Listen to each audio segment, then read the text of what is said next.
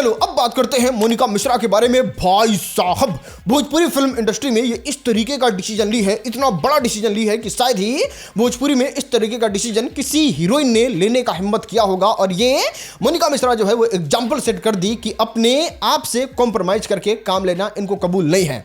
आपने देखा होगा किस तरीके से पवन सिंह के साथ इनका कनेक्शन को लोग बिल्ड कर रहे थे। पवन सिंह आगे खुलेआम तौर पे इनके दांत की तारीफ कर रहे थे, इनको देह में सटाने की कोशिश कर रहे थे, इनको भरे मंच पे कह रहे थे कि हम किसी के लिए पागल होते हैं और हम प्यार में पागल हो गए। इस तरीके का बात जब पवन सिंह कर रहे थे तो उस समय एक चीज ये भी अनाउंस करके गए थे कि मोनिका मिश्रा को हम अपने फिल्म में काम देंगे। और उस काम को ठुकराते हुए मोनिका मिश्रा कहीं कि पवन सिंह बहुत रिस्पेक्टेड कलाकार हैं, बहुत अच्छे कलाकार हैं, लेकिन अभी फिल्म करने के मूड में नहीं है। हम फिल्म करने का हमको कोई शौक नहीं है, हम फिल्म अभी नहीं करेंगे, बाद में जब अच्छा कोई स्क्रिप्ट प्रोजेक्ट आएगा तो बात का बात तो नहीं करते हैं, लेकिन अभी हम भोजपुरी फिल्म इंडस्ट्री में पवन सिंह के साथ कोई फिल्म नहीं करना चाहते हैं।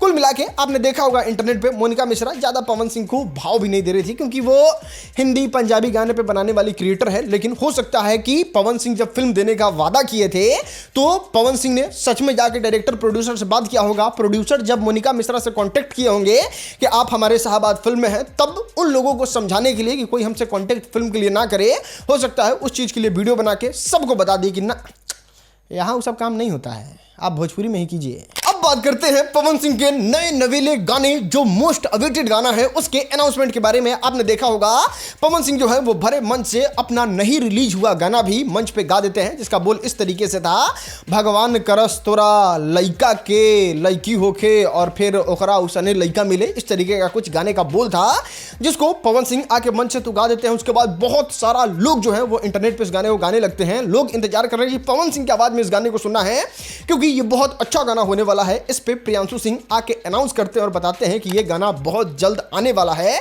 किस म्यूजिक कंपनी से आएगा ये खुद आप गेस करके बताइएगा। और जिस तरीके से इस गाने को अनाउंस किए वो बहुत कमाल का था। सबसे पहले तो पवन सिंह का एआई की मदद से वीडियो जो है वो बच्चा वाला बना देते हैं और उसमें ये गाना लगा के बताते हैं कि ये गाना आ रहा है एकदम ओरिजिनल में बहुत जल्द। भगवान करा तोहरा लइका के।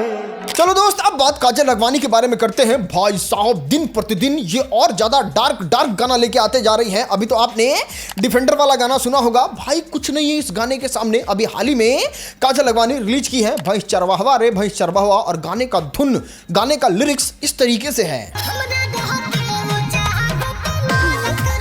100% ये गाना खेसारी लाल यादव की तरफ ही इंडिकेट करते हुए बनाया गया है। भले काजल लखवानी ने खेसारी लाल यादव का नाम नहीं लिया, लेकिन आप ये लाइनें सुनो बस।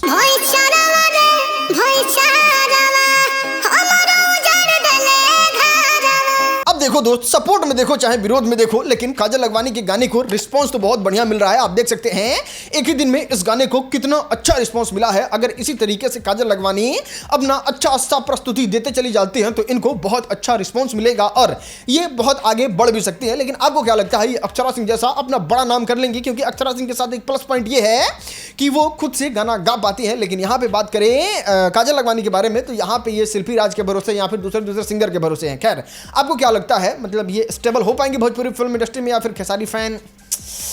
पूरा वीडियो देखने के लिए सब्सक्राइब करें राजन सिंह मुकुट को। आपको YouTube खोलना है और उसमें इस माइक वाले चिन्हासी पे क्लिक करके इसको बताना है राजन सिंह मुकुट। आपको ये सारा वीडियो मिलेगा जिसमें हम आपको दिखाते हैं रोज रोज बहुत कमाल की खबरें जो आपकी काम की होती है।